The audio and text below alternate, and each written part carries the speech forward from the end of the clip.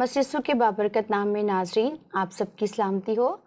Programme حتمی سچائی کے ساتھ ستارہ سنیل آپ کی خدمت میں حاضر ہیں اور ہمارے ساتھ موجود ہیں محترم پاسٹر شفیق کنول صاحب۔ پاسٹر صاحب، ہم آج کے پروگرام میں آپ کو ویلکم کرتے ہیں۔ آپ کی تشریف آوری کا بہت شکریہ۔ Thank you. ناظرین، پروگرام کے آغاز میں یہ کہنا چاہوں گی، بلکہ آپ سے کچھ شیئر کرنا چاہوں گی۔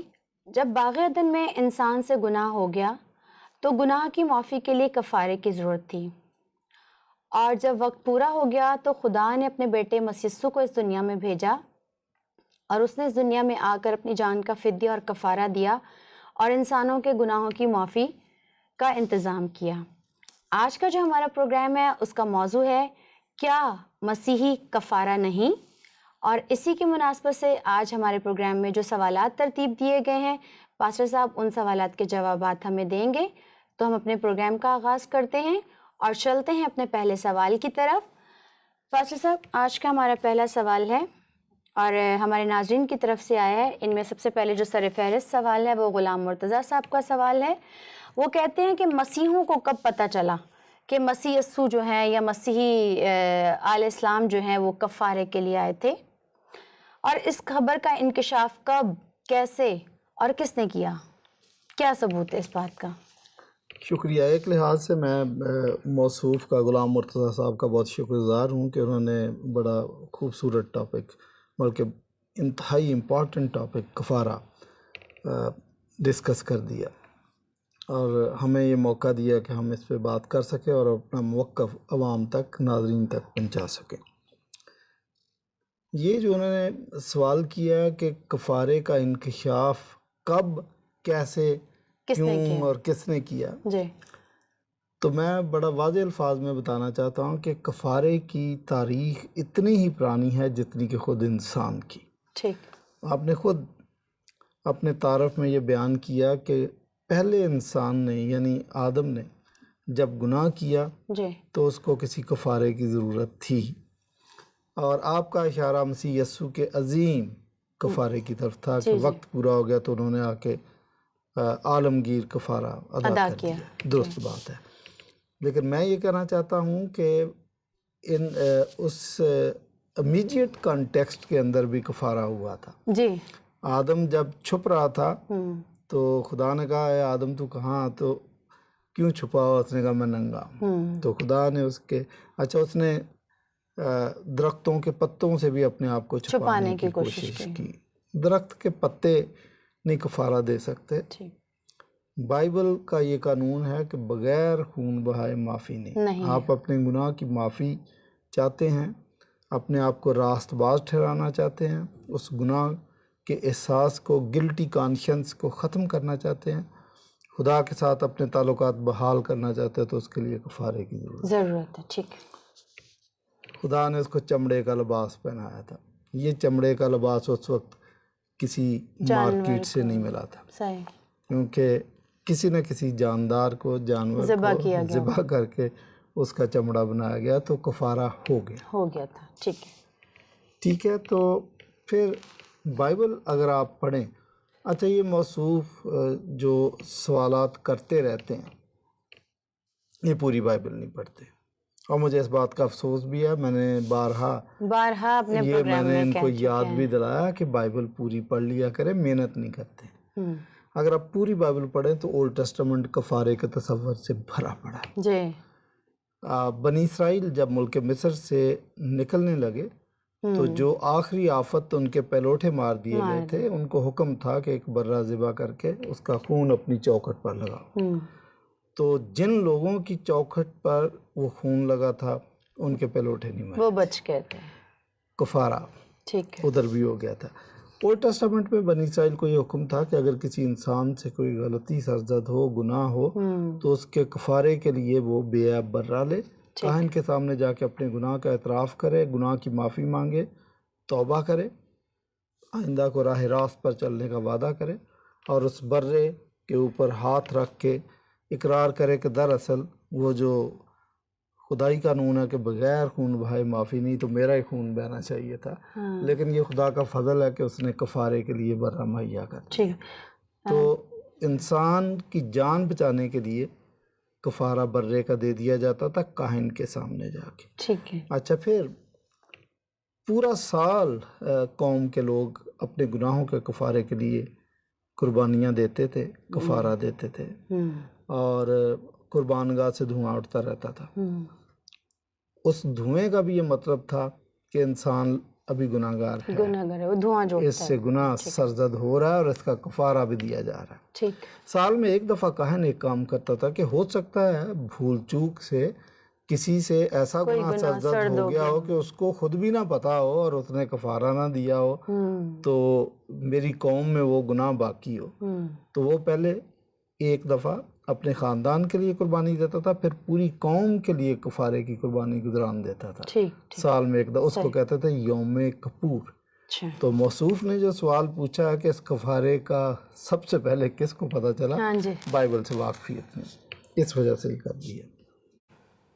ایک اور بات بتاؤں میں آپ کو, یہ جو کفارے کا لفظ ہے بہت امپارٹنٹ ہے. عربی اور عبرانی میں ایک ہی لفظ ہے, 6 حرفی روٹ ہے اس کی, قاف فے رے, اور عبرانی زبان میں قوف فے ریش, کفار, اور اس کا لفظی مطلب ہے ڈھانپنا. روٹ جو ہے اس کا مطلب ہے ڈھانپنا, کفار, تو یا چھپانا. تو یوں سمجھے کہ کفارہ جب دیا جاتا تو اس گناہ کو ڈھانپ دیا جاتا ہے. اب 2 الفاظ ایسے, بہت سارے الفاظ بنتے ہیں لیکن 2 الفاظ جو کافار روٹ ورڈ سے بنتے ہیں بڑے امپارٹنٹ ہیں. بائبل کے اندر جو زیادہ لفظ استعمال ہوا اس سے نکلا وہ ہے کفارہ, اور جو اہل اسلام نے جو لفظ استعمال کیا اس سے وہ ہے کافر. کافر بھی اس کو کہتے ہیں کہ جو کہ چھپاتا ہے, سچائی کو چھپاتا ہے. اچھا. تو اہل اسلام نے اس سے لفظ نکالا کافر, اور کافر کا مطلب ہے کہ وہ واجب القتل ہے, اس لیے ابھی تک وہ قتل و غارت کرتے آ رہے ہیں. کافر, اور جو بھی کافر ہے وہ واجب القتل ہے. بیسک فرق یہی ہے کہ بائبل نے کفارے کا لفظ زیادہ استعمال کیا, اور ہمارے اسلامی بھائی کافر, تو اس سے آپ اندازہ کر سکتے ہیں. حالانکہ روٹ ورڈ ایک ہی ہے. انہوں نے کہا کب کس کو پتہ چلا پہلے. یسایہ 53 باپ اگر آپ پڑھیں تو تفصیل سے پڑھیں, مسیح یسوع کے کفارے کی تفصیل, ورڈ ٹو ورڈ پیش گوئی صلیب پہ پوری ہوگی تھی. تو گناہ کی خاطر اس نے قربانی, ہماری مشقتیں اس نے اٹھا لی, ہماری خاطر اس نے کفارہ دیا, مارا کوٹا گیا وغیرہ. آپ نے سارا پڑھا, یسایہ 53 باپ بڑی کلیئرٹی کے ساتھ بتاتا ہے کفارے کے بارے میں کہ مسیح یسوع کا کفارہ دیا جائے گا. بلکہ میں آپ کو بتاؤں, جو کفارے سے نفرت کرنے والے لوگ ہیں, جن کو شاید کافر کا لفظ زیادہ پسند ہے, وہ یہودیوں یا ہمارے مسلمان بھائیوں, وہ یسایہ 53 باب پڑھتے نہیں ہیں. پہلے 52 باب پڑھتے ہیں, اس کے بعد 54 سیدھا شروع کر دیتے ہیں, 53 سکپ کر دیتے ہیں, کفارہ نہ نظروں کے سامنے آ جائے. اچھا, کیونکہ کفارے سے خدا کی محبت, ایثار اور قربانی ظاہر ہوتی ہے, وہ نہیں پڑھتے. اچھا, پھر کہتے ہیں جی کس نے ان کو بتایا. شاید ان کے ذہن میں ہے کہ میں جواب دوں گا کہ پولوس نے بتایا. یہ بھی بات ٹھیک ہے کہ پولوس نے بھی بتایا کہ مسیح ہمارا کفارہ ہے. پولوس نے ہمیں بتایا کہ ہمارا بھی فسح یعنی مسیح قربان ہوا سو ہم عید کریں, بات درست ہے. لیکن اس سے پہلے ہی پتہ ہے ہمیں کفارہ, میں نے تو بتایا کہ کفارے کی تاریخ اتنی پرانی ہے جتنی خود انسان کی ہے. مسیح خود بتا رہے تھے کہ ابن آدم اس لیے نہیں آیا کہ لوگوں کی جان لے, بلکہ اس لیے آیا کہ لوگوں کی خاطر اپنی جان دے, اور بہتروں کے بدلے اپنی جان فدیہ میں انڈیل دے. وہ تو خود بتائے جا رہے تھے, اور ایک دفعہ نہیں, انہوں نے کہا ضرور ہے کہ ابن آدم اونچے پر چڑھایا جائے گا, تو وغیرہ وغیرہ. مسیح یسوع نے کہا, اچھا بزرگ شمعون نے مسیح کے بچپن میں بتا دیا تھا مسیح یسوع کو, چھوٹے کو, جب انہوں نے اپنی گود میں اٹھایا تو کہا کہ اے خداوند میں نے تیری نجات دیکھ لی, اب اپنے خادم کو رخصت کر. تو شمعون نے بھی بتا دیا تھا کہ یہ کفارہ, اس نے اس کی ماں کو بھی بتا دیا تھا کہ بلکہ تیری جان بھی تلوار سے چھد جائے گی. اچھا, یوحنا استباغی نے بھی بتایا لوگوں کو, دیکھو یہ خدا کا برہ ہے جو اس جہان کے گناہ اٹھا لے جاتا ہے. ہاں, ایک اور مسئلہ ہے کہ رحمت اللہ کرانوی صاحب ایک سکالر تھے, مسلم سکالر, انہوں نے ایک کتاب لکھی تھی اظہار الحق. جس کا مولانا تقی عثمانی صاحب نے ترجمہ کر دیا بائبل سے قرآن تک. یہ وہ کتاب پڑھ لیتے ہیں اور چونکہ ان کے ہتھے وہ کتاب آج لگتی ہے یا کل لگی ہے تو وہ سمجھتے ہیں کہ یہ نئی بات ہے. وہ جو یوم عاشور کے موقع پر جو شیعہ حضرات ماتم کرتے ہیں، ایک انگریز نے پوچھا کہ کیا مسئلہ، انہوں نے کہا کہ حضرت امام حسین کی موت کی وجہ سے یہ کرتے. انہوں نے پوچھا کب ہوئی، کہ وہ تو کوئی 1400 سال ہو گیا. ان کو ابھی پتہ چلا. تو یہ اظہار الحق کتاب ان کے ہاتھ چونکہ آج لگتی ہے تو آج سوال پوچھ لیتے تو میں کہتا ان کو ابھی پتہ چلا. یہ 18ویں صدی کے سوالات جن کے ہمارے کرسچن سکالر آلریڈی سب کے جواب دے چکے ہیں. صحیح، ٹھیک ہے. امید ہے غلام مرتضیٰ صاحب آپ کو آپ کے سوال کا تسلی بخش جواب مل گیا ہوگا، اور ہم آپ سے ریکویسٹ کرتے ہیں کہ مزید جانکاری کے لیے آپ کلام مقدس کو ترتیب سے پڑھیں اور اس پر غور کریں. کمنٹریز بہت اچھی ملتی ہیں آج کل نیٹ پہ اویلیبل ہے، وہ پڑھ لیں، آپ کو خود سمجھ آ جائے گا. ٹھیک ہے، بس اب اگلے سوال کی طرف جاتے ہیں. کچھ علم اور عقل کی بات کرتے ہیں اس سوال میں، دیکھتے ہیں کہ یہ کیا کہتے ہیں. یہ کہتے ہیں کہ کیا کفارے کا عقیدہ علم اور عقل کے معیار پر پورا اترتا ہے؟ میں پھر وہی بات کہ یہ موصوف سورج کو چراغ دکھانے کی کوشش کرتے ہیں. خود قرآن مجید میں 3 بلکہ 5 جگہ یہ بات لکھی ہوئی ہے کہ آپ کو کوئی بات سمجھ نہیں آتی تو اہل ذکر سے، اہل کتاب سے آپ پوچھیں.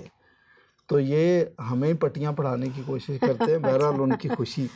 کہتے ہیں کہ کیا کفارے کا عقیدہ علم اور عقل کے معیار پر پورا ہوتا ہے؟ یہ سوال انہوں نے کیا. میں سمجھتا ہوں ویسے زیادتی ہے یہ سوال جو انہوں نے کر لیا. اب اس جواباً میں سوال پوچھتا ہوں کہ مسلم کی حدیث جلد نمبر 1 اس میں ایک حدیث ہے کہ روز قیامت ایک گناہگار مسلمان کی خاطر ایک عیسائی یا ایک یہودی فدیے کے طور پر دوزخ میں ڈالا جائے گا، پھر وہ مسلمان جنت میں جائے گا.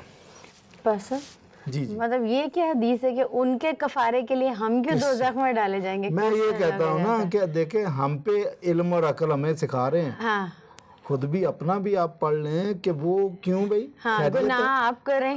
اچھا، تو مقصد یہ ہے کہ کسی نہ کسی رنگ میں فدیے کو اور کفارے کو یہ بھی مانتے ہیں. ٹھیک، لیکن وہ اپنے بارے میں نہیں سوچیں گے کہ ہم اپنے لٹریچر پر بھی غور کر لیں، اس کو بھی کسی ترازو میں رکھ کے تول لیں. ہم پہ تنقید کر دیے. بہرحال چلے ہم اس کے ہمارا کام ہے جواب دینا. ٹھیک ہے. شریعت کے اعمال سے بچنا ناممکن ہے. اب میں آپ کو بتاؤں کوئی نہیں بچ سکتا. مثال میں 1-2 بائبل کی 2-3 باتیں سچائیاں جو ہے نا ان کو سمجھنے کی کوشش. نمبر 1 کہ بغیر خون بہائے معافی نہیں. ٹھیک، ایسے نہیں ہے کہ میں آپ کو کہہ دوں کہ جی اچھا معاف تو معاف ہو گیا، ایسے نہیں ہوتا. اس کے لیے کچھ نہ کچھ کرنا پڑتا ہے، خون بہانا پڑتا ہے، قربانی دینی پڑتی ہے، پھر معافی ہوتی ہے. اچھا، پھر بائبل یہ بات بھی کہتی ہے کہ گناہ کی مزدوری موت ہے، اور یہ خدا کا الہی قانون اٹل قانون ہے. ہر گناہ کی معافی سزا ملتی ہے. اچھا، اب میں آپ کو بتاؤں کہ شریعت کے قوانین جو ہے 613 ان میں زندگی ہے. ان قوانین میں کوئی غلطی نہیں ہے. غلطی یا خامی خود خاکی انسان کے اندر ہے کہ یہ ان قوانین پر پورا نہیں اترتا. ٹھیک، اب آپ کہیں گے کیسے؟ خدا نے اپنے قوانین پرفیکٹ بنائے. ٹھیک، لکھا خون نہ کرنا، زنا نہ کرنا، چوری نہ کرنا، جھوٹی گواہی نہ دینا وغیرہ. لالچ نہ کرنا. اچھا، لالچ نہ کرنا. اب ایک انسان ہے، وہ 1,00,000 دفعہ اس کے سامنے چوری کا موقع تھا، اس نے چوری نہیں کی. زبردست. 1,00,000 نیکیاں ہوگی آپ کی. لیکن ایک دفعہ آپ نے چوری کر لی تو گناہ کر لیا تو یہ گناہ ہو گیا. تو بائبل کہتی ہے گناہ کی مزدوری موت ہے.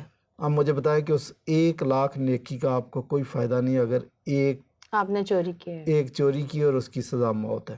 میں مثال کو آسان کر دیتا ہوں. کسی انسان کو سزائے موت کا حکم ہو گیا، وہ تختہ دار کی طرف جا رہا ہے. تختہ دار کی طرف جب اس کو لے کے جاتے ہیں اس کے منہ پہ آنکھوں پہ کالا کپڑا، اس کو نظر کچھ نہیں آ رہا. میں نے راستے میں روک لیا، السلام علیکم. وعلیکم. میں نے اس کو 1 کروڑ روپے کا چیک کاٹ کے سائن کر کے اس کی جیب میں ڈال دیا. وہ جا رہا تختہ دار کی طرف. تو مجھے بتائیں اس چیک کا اس کو فائدہ ہے؟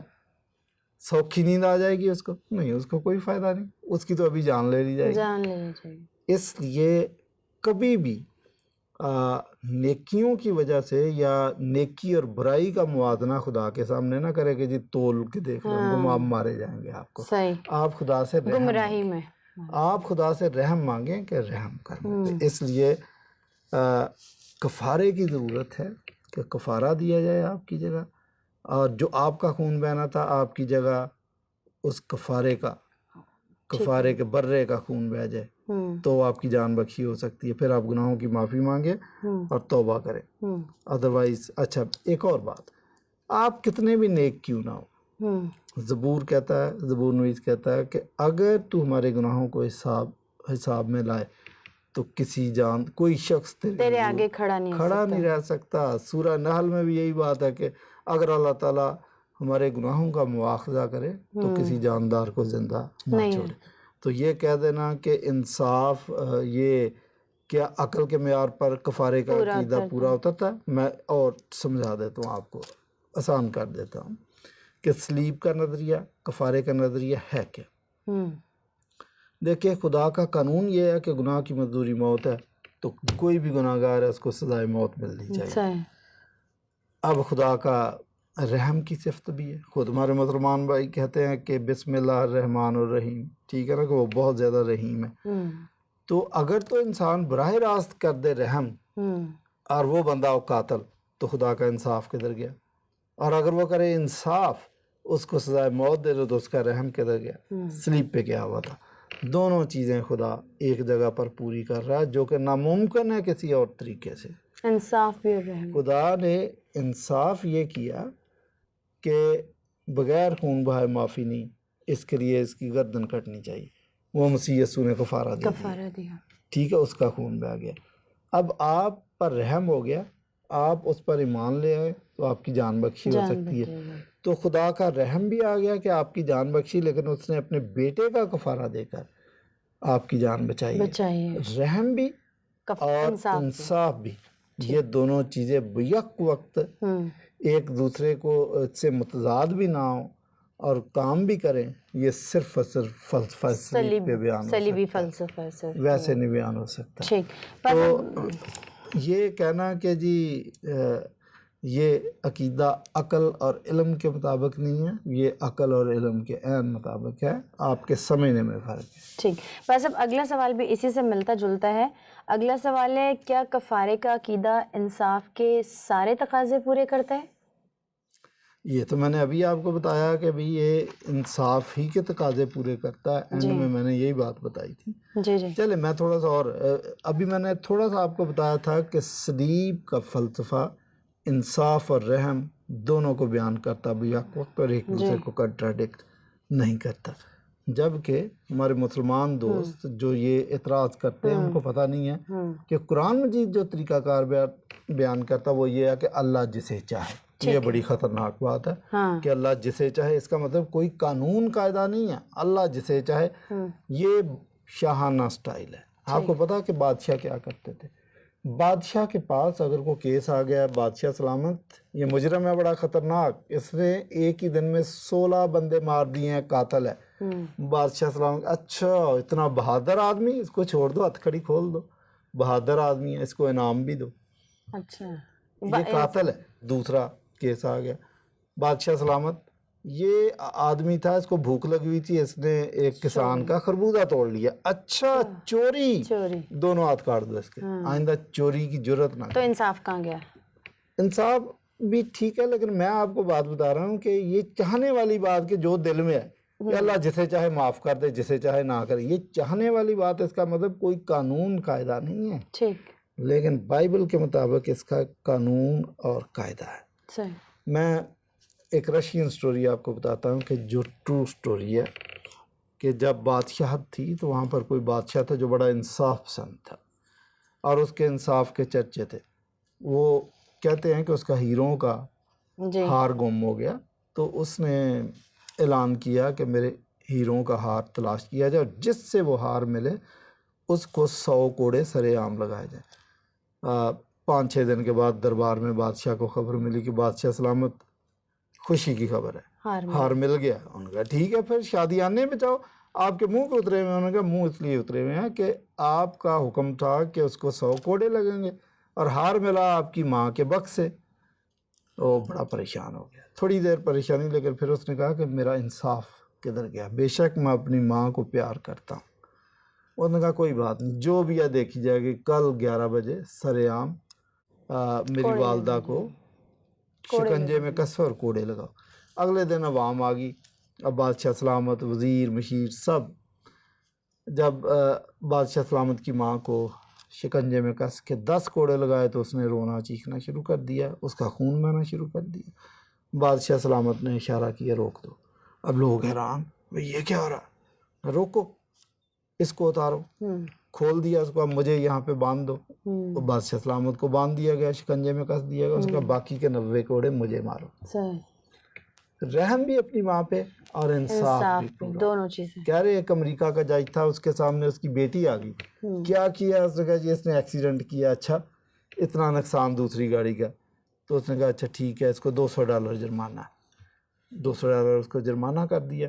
اس کے بعد سیٹ سے اٹھ کے تو چیمبر میں گیا، لڑکی کو بلایا تو اس کو چیک کاٹ کے 200 گئے، یہ جا کے پے کرو. آپ سمجھ رہے، یہ تو خیر انسانی دنیاوی بات تھی. لیکن خدا نے کیا ایسے ہی ہے کہ اپنا بیٹا قربان کر دیا تاکہ اس کا انصاف بھی، اس پر بھی ضرب نہیں آنی چاہیے اور اس کی محبت بھی کم نہیں ہونی چاہیے.